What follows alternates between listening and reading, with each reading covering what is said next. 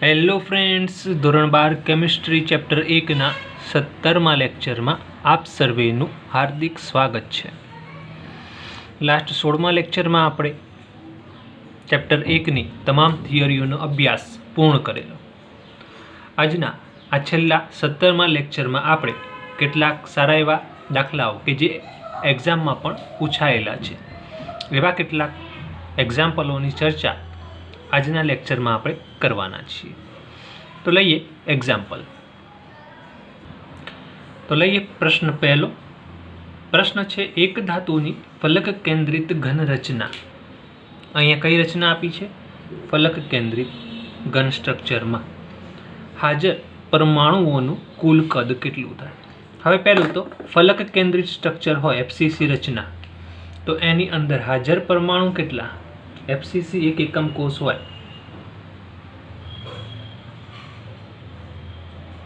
એમાં પરમાણુની સંખ્યા કેટલી થાય? 4. બરાબર. એક એકમ કોષમાં 4 પરમાણુ હોય. એમનું કુલ કદ આપણે ગણવાનું છે. એક ગોળો એટલે કે એક પરમાણુનું કદ આપણે જો લખવું હોય, એક પરમાણુનું કદ, તો શું લખીએ છીએ? 4/3 પાય r ક્યુબ. અહીંયા કેટલા પરમાણુ છે? 4 પરમાણુ. તો કુલ કદ કેટલું થાય? તો કુલ કદ બરાબર 4 ગુણ્યા 4/3 પાય r ક્યુબ, કે 4 ચોગુ 16, 16/3 પાય r ક્યુબ. એટલે કે ફલક કેન્દ્રિત એકમ કોષ હોય એમાં પરમાણુ કેટલા હોય? 4 પરમાણુ. તો 4 પરમાણુનું કુલ કદ કેટલું થાય? 4/3 પાય r ક્યુબ. 4 વડે ગુણી દઈએ તો આપણને મળશે 16. એટલે કે ડી વાળો જવાબ આપણો સાચો છે. બીજો પ્રશ્ન લઈએ. ચલો જોઈએ પ્રશ્ન બીજો. કોપરના 361 પિકોમીટર એકમ કોષની લંબાઈવાળા એફસીસી સ્ટ્રક્ચરમાં રૂપાંતરણ પામે છે. એટલે કે એફસીસી સ્ટ્રક્ચર સ્ફટિકીકરણ એનું પામે છે. તો કોપર પરમાણુની ત્રિજ્યા ગણો. હવે એફસીસી એકમ કોષમાં સંકુલન ક્ષમતાના થિયરી જ્યારે આપણે ભણ્યા હતા ત્યારે એકમ કોષની ધારની લંબાઈ, એટલે કે ધારની લંબાઈ આપણે શું લેતા હતા? એ. એકમ કોષ હોય તો એના ધારની લંબાઈ શું લેતા હતા? એ. અને પરમાણુની ત્રિજ્યા આર. એ અને આર વચ્ચેનો સંબંધ એફસીસી થિયરીમાં આપણે જોયો હતો. તમને યાદ હોય તો આપણું લેક્ચર 10મા નંબરના જે લેક્ચર હતું એની અંદર આપણે ચર્ચા કરી હતી સંકુલન ક્ષમતામાં. પહેલી એફસીસી, સીસીપી અને એચસીપીમાં સંકુલન ક્ષમતા. એમાં આપણે તારણ મેળવ્યું હતું છેલ્લે એ અને આર વચ્ચેનો સંબંધ. એ બરાબર 2√2r. બરાબર. એ એટલે ધારની લંબાઈ, આર એટલે પરમાણુની ત્રિજ્યા. તો આના આધારે આપણે એ એક્ઝામ્પલ ગણી શકીએ છીએ. તો લઈએ એ બરાબર 2√2r. તો અહીંયા લેવાશે એ બરાબર 2√2r. ત્રિજ્યા આપણે ગણવાની છે. એને સૂત્ર કરતા કરીએ તો એની નીચે 2√2. એ કેટલા છે? 361 પિકોમીટર. નીચે લઈ લઈએ 2√2. ભાગાકાર કરી લઈએ. જેનું મૂલ્ય આપણને મળે છે 127 પિકોમીટર. એટલે કે ત્રિજ્યા, પરમાણુની ત્રિજ્યા કેટલી થશે? 127 પિકોમીટર. ખ્યાલ આવી ગયો? ઓકે. હવે લઈએ ત્રીજો એક્ઝામ્પલ. ત્રીજો પ્રશ્ન. ત્રીજો પ્રશ્ન શું કહે છે? એફસીસી ઘન રચનામાં એ પરમાણુઓ ઘનના ખૂણા ઉપર ગોઠવાયેલા છે, જ્યારે બી પરમાણુઓ ફલકના કેન્દ્ર પર ગોઠવાયેલા છે. એટલે કે ખૂણા, 8 ખૂણા જે પડે આપણા રૂમના, ત્યાં એ પરમાણુઓ છે. અને દિવાલ ઉપર 4 દિવાલ, ભોયતળિયું અને ઉપર ધાબુ, એટલે કે ફલક ઉપર બી પરમાણુ હાજર છે. જો એક ફલક પરથી, એક ફલક એટલે કે એક દિવાલ પરથી બીને વિસ્થાનીકૃત કરવામાં આવે, એટલે કે एक दीवाल परथी सेंटरमांथी बी परमाणु जतो रहे तो संयोजननुं अणुसूत्र शुं थाय? गणीए। पहेलुं तो आ एकम कोषमां ए परमाणु केटला? तो ए परमाणु क्यां छे? खूणा पर छे। हवे आपणने खबर छे खूणा पर जे परमाणु होय एनी आ एकम कोषमां भागीदारी केटली? 1/8। કેટલા ખૂણા છે? 8 ખૂણા। 8 ખૂણા ઉપર બધા જ પરમાણુનો 1/8 ભાગ, મતલબ કે એની સંખ્યા થશે 1। એફસીસી એકમ કોષમાં બી પરમાણુની સંખ્યા કેટલી હોય? અહીંયા લખ્યું છે તે ક્યાં છે? દિવાલોના સેન્ટરમાં, ફલકના કેન્દ્ર ઉપર છે। ફલક કેટલી? 4 દિવાલ ઉપર અને નીચે, એટલે કે 6 ફલક હોય, બરાબર। અને દરેકમાં પરમાણુ અડધો આ બાજુ હોય, આપણા રૂમમાં અડધો પેલી બાજુના રૂમમાં હોય, કે બી પરમાણુની સંખ્યા 1/2 ગુણ્યા 6। પણ અહીંયા શું લખ્યું છે? એક ફલકના કેન્દ્ર પરથી બી જતો રહે છે, તો અહીંયા આપણે લઈશું માત્ર 5 જ છે। એક જતો રહેલો છે, વિસ્થાનીકૃત થયેલો છે, તો અહીંયા 6 ની જગ્યાએ આપણે લઈશું હવે 5, તો આને લખાશે 5/2। ए संख्या और बी नी संख्या मळी गई। चलो ए जेम बी केटला थशे? ए बराबर 1, बी बराबर 5/2। बेने अहींया लई लीए 2/5। ओके, तो आनुं सूत्र शुं थशे? संयोजननुं सूत्र A2B5। तो आ थयो आपणो जवाब। ओके, ख्याल आई गयो? चलो चौथो प्रश्न लईए। चौथो प्रश्न, लिथियम अंतःकेंद्रित घन बंधारण धरावे छे। कयुं स्ट्रक्चर धरावे छे? अंतःकेंद्रित। तेमां एकम कोषनी धारनी लंबाई आपेली छे, मतलब के ए नुं मूल्य एकम कोषनी धारनी लंबाई आपणने आपेली छे। लिथियम परमाणुनी त्रिज्या एटले के आर शोधवानुं छे। तो अंतःकेंद्रित स्ट्रक्चर होय एना माटे ए अने आर वच्चेनो संबंध शुं हतो? याद करिए। लेक्चर 11 में आपणे जोयुं हतुं अंतःकेंद्रित रचनाओमां संकुलन क्षमता। एनी अंदर आपणे गणतरीमां ए अने आर वच्चेनो संबंध तारवेलो छे। ए बराबर 4/√3 आर। आ मूल्यना आधारे आपणे गणतरी करी शकीए। तो लईए ए बराबर 4/√3 आर। आर गणवानो छे, सूत्र करता करिए। √3 पेली बाजू /4, √3 नीचे 4 अने एनी जग्याए 351। चलो केल्क्युलेशन करी लईए। ओके, मूल्य मळे छे 152। કેટલું પ્રાપ્ત થાય છે? 152। આ પિકોમીટર છે, ત્રિજ્યા પણ પિકોમીટર, એટલે કે લિથિયમ પરમાણુની ત્રિજ્યા 152 પિકોમીટર જોવા મળે છે। આગળનો પ્રશ્ન, પાંચમો એક્ઝામ્પલ લઈએ। પ્રશ્ન પાંચમો શું કહે છે કે પોટેશિયમ બીસીસી સ્ટ્રક્ચર બનાવે છે। પોટેશિયમના 4 ગ્રામમાં એકમ કોષની સંખ્યા ગણવાની છે। पहलू तो बीसीसी स्ट्रक्चर नो एक एकम कोष, बीसीसी स्ट्रक्चर नो एक एकम कोष કેટલા પરમાણુ ધરાવે? બીસીસી બોડી સેન્ટર અંતઃકેન્દ્રિત એટલે કે 2 પરમાણુ હોય, એટલે કે 2 પરમાણુ જ્યાં હોય ત્યાં એક એકમ કોષ એનો બને। તો અહીંયા આપણે સીધે સીધું અહીંયા જે ગ્રામમાં આપણને વજન આપ્યું છે એને परमाणुनी संख्या जो आपणे गणी लईए तो एना आधारे एकम कोषनी संख्या आपणे गणी सकीए छीए। ग्राम ने मोल में कन्वर्ट करिए, मोल उपरथी परमाणुनी संख्या गणाशे, परमाणुनी संख्या उपरथी एकम कोष गणी शकाशे। तो गणीए, पहला एने मोल में रूपांतर करिए। मोल बराबर वजन भाग्या आणवीय दळ। केटलुं आप्युं छे दळ? 4 ग्राम। आणवीय दळ पोटेशियम નું કેટલું થાય? એક પરમાણુનું દળ કેટલું થાય? 39। भागाकार कर लिए 4/39 કેટલું આવશે?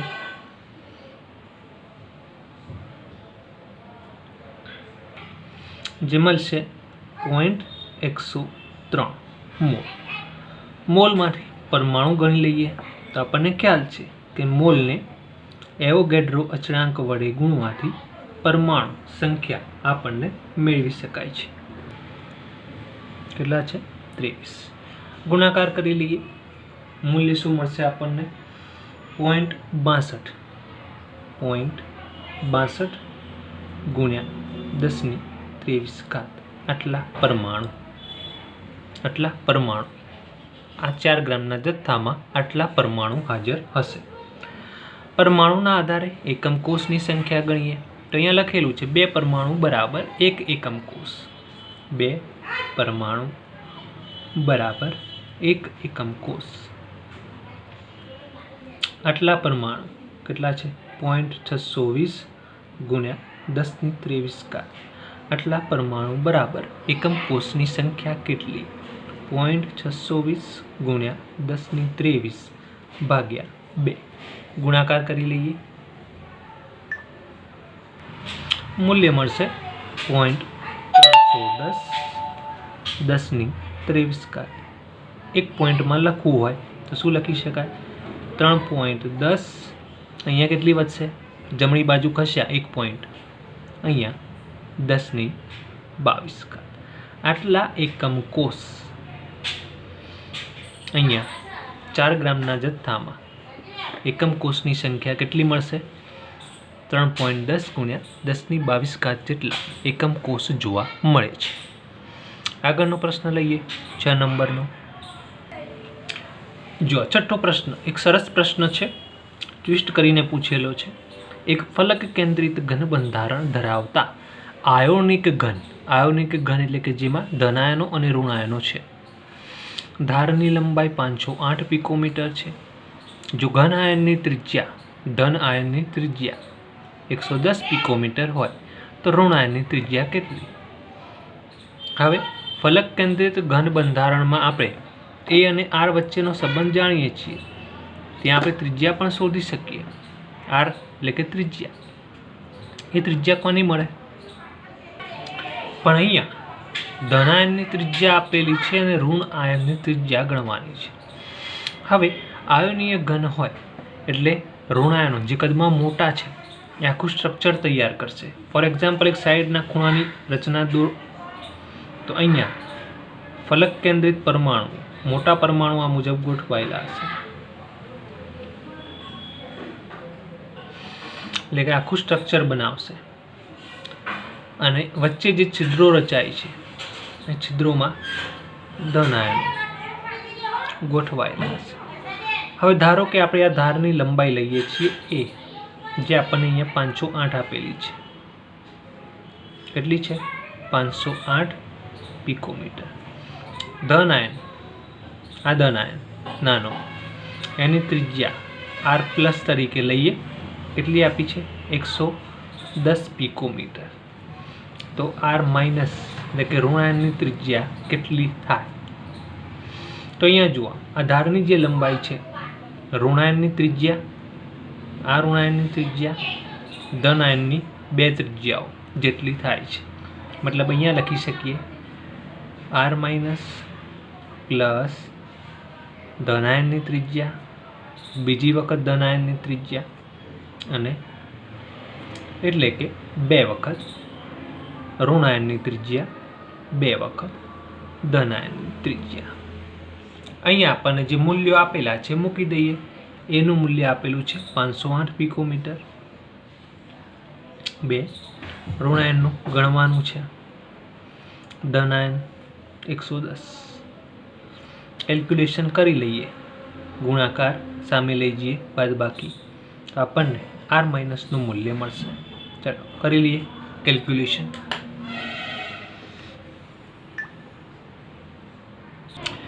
જે મૂલ્ય આપણને મળે છે 144 પિકોમીટર. એટલે કે ઋણ આયનની ત્રિજ્યા 144 પિકોમીટર જોવા મળશે.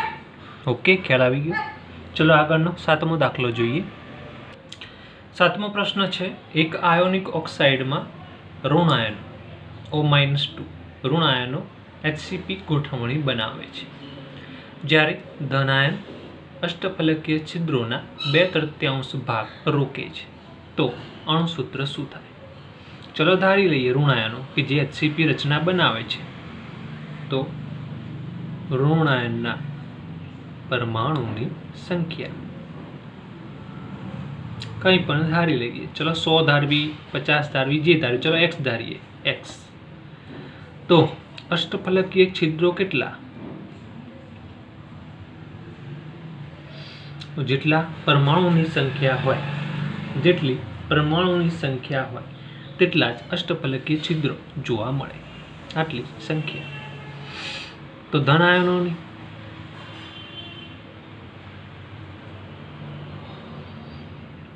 ते शुं करे छे? आ जे अष्टफलकीय छिद्रो छे एनो 2/3 भाग रोके छे, એટલે આટલા પ્રમાણમાં ધન આયનો એમાં જોવા મળશે। બરાબર, તો અહીંયા લખાશે, શું લખાશે? 2/3 to x। ઋણ આયન અને ધન આયનનો પ્રમાણ જોઈ લઈએ કેટલા પ્રમાણમાં છે। ચલો લખીએ, ધન આયન અને ઋણ આયન।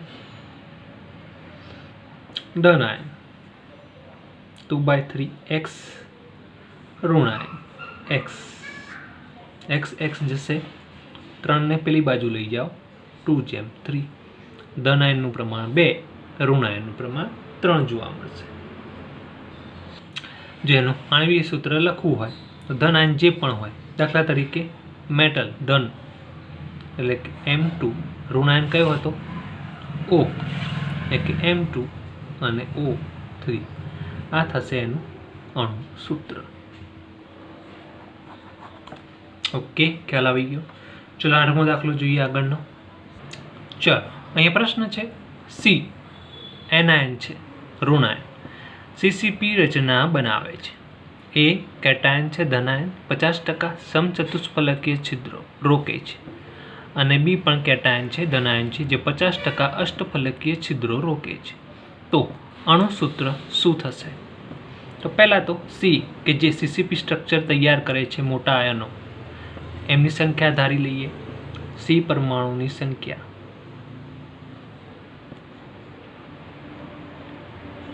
चलो धारी लईए x।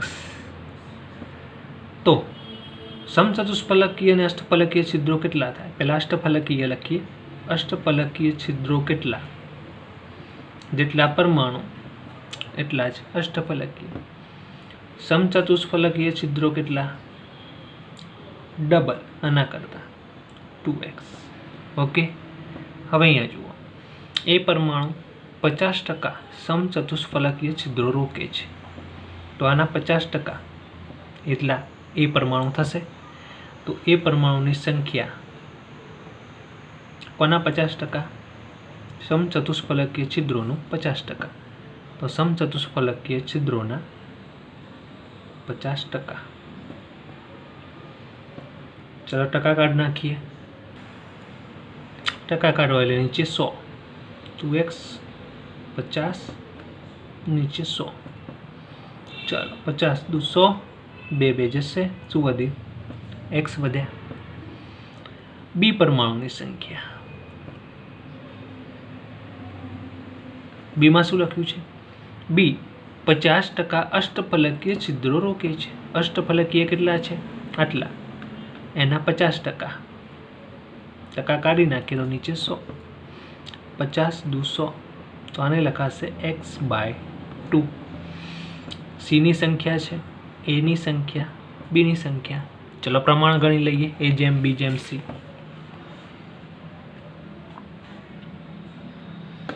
A जेम B जेम C। एनु प्रमाण शुं आव्युं हतुं? x। B केटला हता? x/2 અને C केटला धारेला? x। बधाने 2 वडे गुणी लईए, 2x अहींया x 2x। चलो x x उडाड़ी दईए तो शुं वधे? A2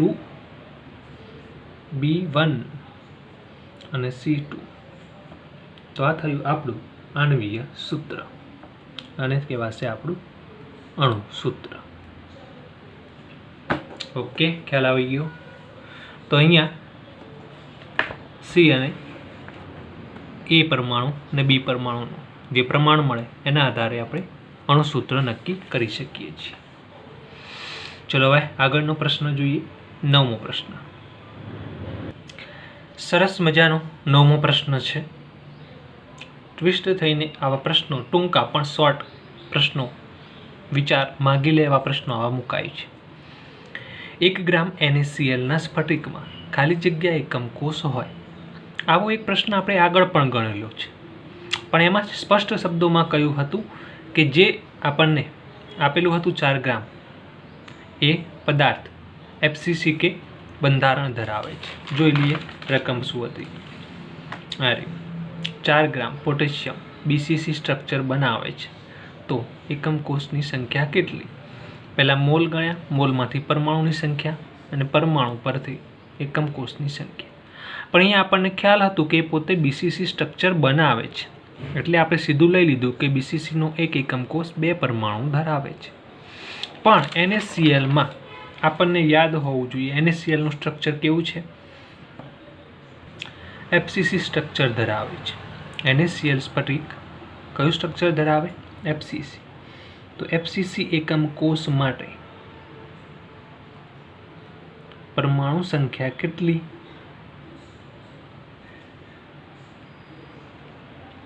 FCCમાં 4 પરમાણુ. એક એકમ કોષમાં 4 પરમાણુ હોય.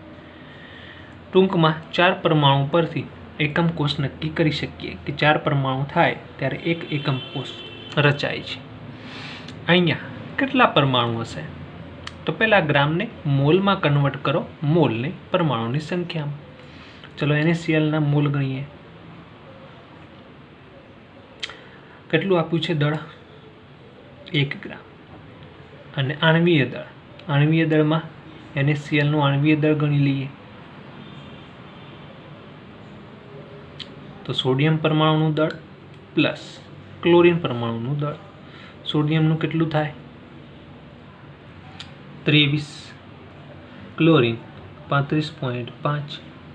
સરવાળો કેટલો થાય? 58.5. આ થયો આણ્વીય દળ. તો અહીંયા લઈ લઈએ 58.5, ભાગાકાર કરી લઈએ 1/58.5.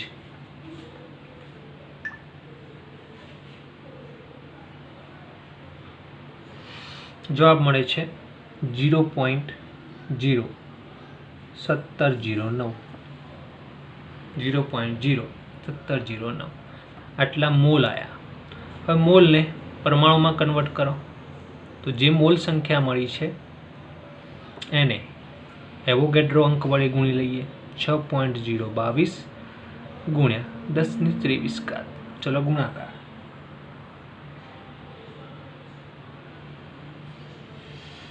મૂલ્ય મળે છે 0.1029 ગુણ્યા 10⁻23.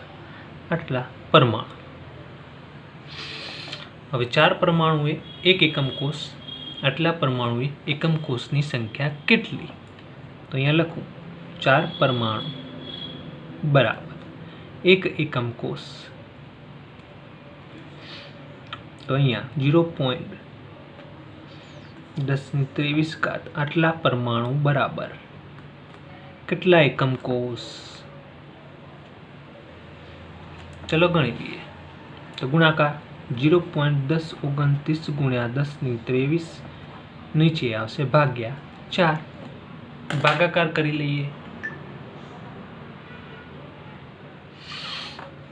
તો મૂલ્ય મળે છે 0.0257. 0.0257 10⁻23. જેને એક પોઈન્ટમાં કન્વર્ટ કરવું હોય તો શું લખાય? 2.57 10⁻21. આટલા એકમ કોષ 1 ગ્રામ NaClમાં જોવા મળી શકે છે. ખ્યાલ આવી ગયો મિત્રો? ઓકે, તો હવે 10મો પ્રશ્ન જોઈએ. પ્રશ્ન છે 10મો, Fe ઓક્સાઇડમાં ઓક્સાઇડ આયન એટલે ઋણ આયન ઓક્સાઇડ HCP રચના બનાવે છે જ્યારે 3માંથી 2 અષ્ટફલકીય છિદ્ર Fe દ્વારા રોકાય છે તો અણુસૂત્ર શું? અહીંયા જુઓ કેવી રીતે પૂછ્યું છે. 3માંથી 2 છિદ્રો Fe દ્વારા રોકાય છે. અલગ અલગ રીતે પ્રશ્ન બનાવી શકાય. તો અહીંયા પહેલા સુધારીશું ઋણ આયનના પરમાણુની સંખ્યા. તો અહીંયા લખીશું ઓક્સાઇડના પરમાણુની સંખ્યા કેટલી લઈશું? ચલો x લઈએ. તો અષ્ટફલકીય છિદ્રો કેટલા?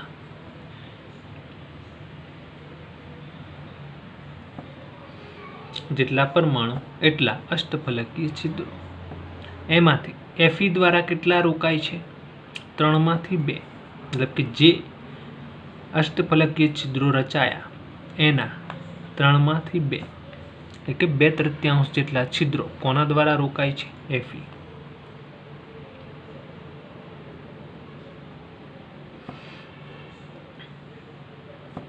ખ્યાલ આવ્યો? 3માંથી 2.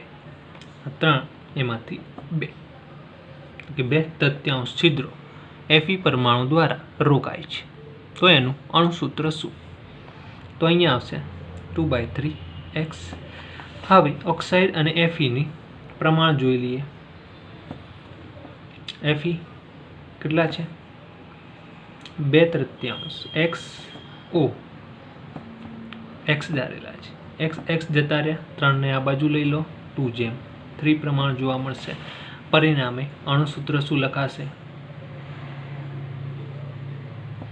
Fe2O3.